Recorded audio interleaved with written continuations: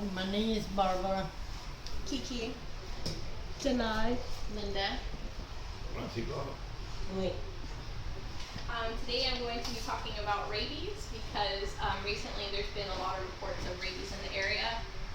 According to the Florida Department of Health, last year there were 84 cases of rabies in Florida, and then this year between January and February there's already been 7, and then just in the past month I've heard of at least 2 other cases. So I'm going to be talking about the transmission, the symptoms, and the prevention of rabies.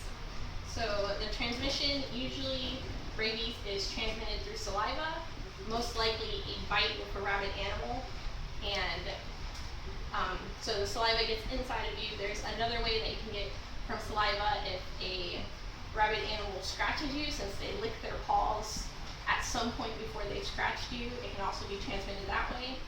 And then less common if it gets in touch with your mucous membranes, or like if it gets in your mouth, something unfortunately drools in your mouth, or if you have a scratch and then an animal licks you, it can also be transmitted that way.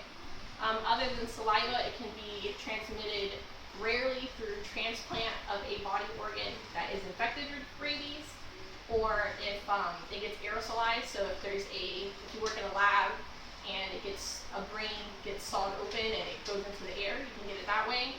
And technically, if a human bites a human, they can spread it that way, but it has never been shown to do that. So that is the transmission. If you do happen to get it, the first symptoms are usually headache, fever, weakness. So it's kind of just like having the flu and you could not even know that it's rabies.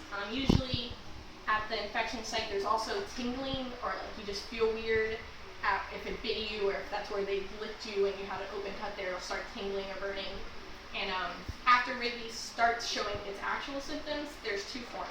So furious rabies is what most people think of when they think of rabies. It's delusional, there's hallucination, there's hydrophobia, which is when you're scared of water, you're very agitated, and that's kind of what you see when you think of rabies. The other form is paralytic, which is you slowly start. It's very slow and it takes a lot longer than the other form of rabies, but you slowly start losing control of your body, so you just slowly go into a coma and you die that way.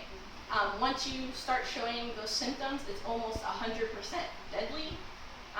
There are tens of thousands of cases of rabies every single year, usually in Africa and Asia and underdeveloped countries, and only 10 people have ever survived.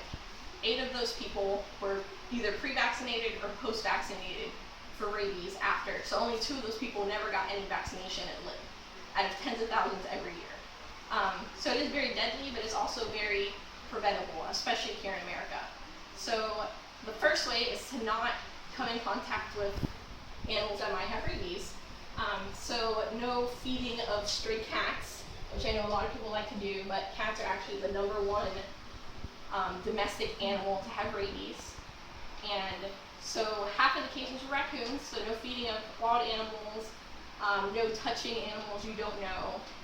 And if you work somewhere or you are by somewhere that has a lot of rabies, then being pre-vaccinated is also a good prevention.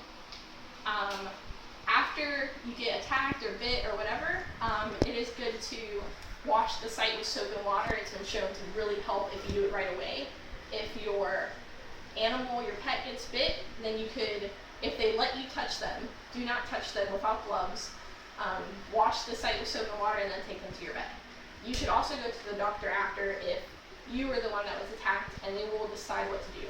Luckily, now the vaccinations for rabies aren't shots in the stomach like they used to be. It's just a shot in the arm, and it's relatively painless. So although rabies is very deadly, it's also preventable, and the reason I'm talking about it is because even though not a lot of humans get rabies in America, it is still very common for animals in your area to have rabies. And that is my speech.